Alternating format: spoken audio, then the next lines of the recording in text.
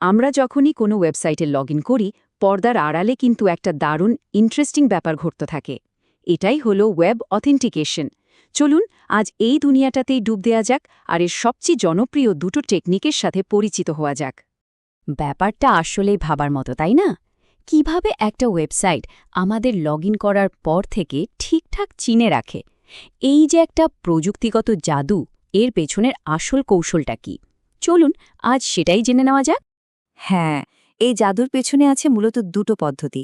একদিকে আছে বেশ পুরনো আর ভরসামন্দ সেশন, আর অন্যদিকে আছে আধুনিক আর ফ্লেক্সিবল জেডব্লিউটি মানে জেসন ওয়েব টোকেন। দেখা যাক এই লড়াইয়ে কে এগিয়ে থাকে আর কার শক্তিটাই বা কোথায়।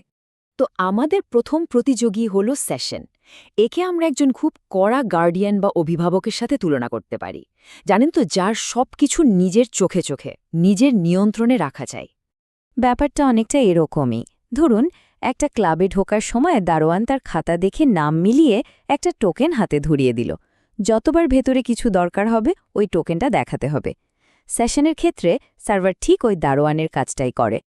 তো সেশনের কাজ করার পদ্ধতিটা বেশ সোজা সাপটা।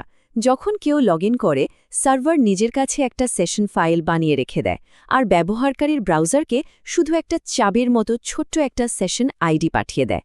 এরপর যতবারই ওয়েবসাইটে ঢোকা হয়, ব্রাউজার শুধু ওই চাবিটা দেখায় আর সার্ভার তার খাতা খুলে পরিচয় মিলিয়ে নেয়। ব্যাস। তাহলে মূল ব্যাপারটা কি দাঁড়ালো? সেশনের সবচেয়ে বড় শক্তি হলো এর সিকিউরিটি আর কন্ট্রোল। সার্ভারই এখানে আসল বস। সে যখন খুশি আপনার সেশন বাতিল করে দিতে পারে। ঠিক এই কারণে ব্যাংকিংয়ের মতো সেন্সিটিভ সাইটগুলো এটা ব্যবহার করতে ভালোবাসে। কিন্তু একটা সমস্যাও আছে। যখন একটা সিস্টেম অনেক বড় হয়ে যায়, অনেকগুলো সার্ভার লাগে, তখন সব সার্ভারের মধ্যে ওই একটাই খাতা বা সেশন ডেটা শেয়ার করাটা বেশ ঝামেলার হয়ে ওঠে। আচ্ছা, এবার আসা যাক আমাদের দ্বিতীয় প্রতিযোগীর কাছে। এর নাম হল জেডব্লিউটি। একে তুলনা করা যায় একটা smart all in one ID কার্ডের সাথে, যার জন্য আলাদা করে কোনো তালিকা বা খাতা দেখার কোনো দরকারই পড়ে না। এর পুরো নামটা হলো জেসন ওয়েব টোকেন। এটা আসলে একটা কম্প্যাক্ট ডিজিটাল প্যাকেজের মতো, যার ভেতরে ব্যবহারকারীর পরিচয় সংক্রান্ত জরুরি তথ্য আর একটা ডিজিটাল সই করা থাকে। মানে সার্ভারকে আর কিছুই নিজের কাছে আলাদা করে জমা রাখতে হয় না। যদি আমরা আবার ওই ক্লাবের উদাহরণে ফিরে যাই, তাহলে ব্যাপারটা এখন অন্যরকম। এবার দারোয়ান কোনো টোকেন নম্বর না দিয়ে একটা আইডি কার্ড ধরিয়ে দিল, যেখানে নাম, পরিচয় সব লেখা আছে আর নিচে দারোয়ানের সই করা। এখন আর দারোয়ানকে খাতা খুঁজতে হবে না, শুধু কার্ডের সইটা দেখেই সে পরিচয় বুঝে যাবে। জেডব্লিউটি ঠিক এভাবেই কাজ করে। এর সবচেয়ে বড় সুবিধা হলো এটা স্টেটলেস, মানে সার্ভারের ওপর কোনো ডেটা রাখার চাপই নেই। তাই যখন সিস্টেম অনেক বড় হয় বা মাইক্রোসার্ভিস আর্কিটেকচার ব্যবহার করা হয়, তখন এটা দারুণ কাজে দেয়।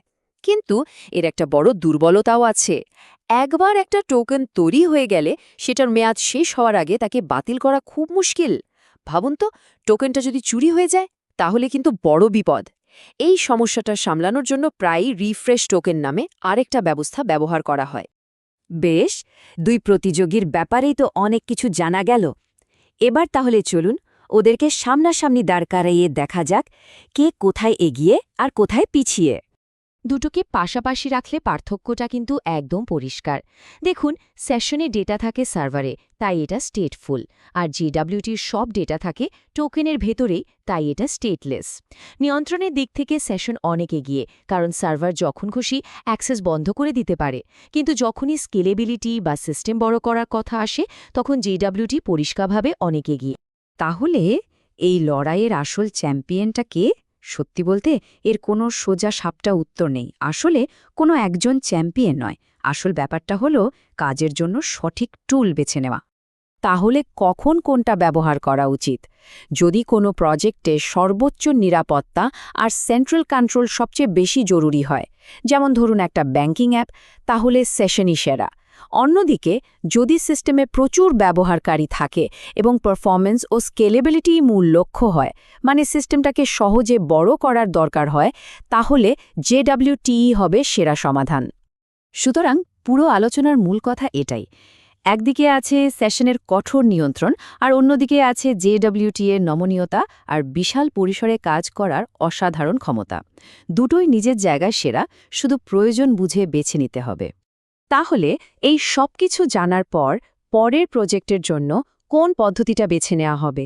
সেশনের মতো ৮-৬০ নিরাপত্তা নাকি জেডব্লিউটি এর মতো বিশাল স্কেলেবিলিটি? সিদ্ধান্তটা কিন্তু এখন অনেকটাই সহজ হয়ে গেল, তাই না?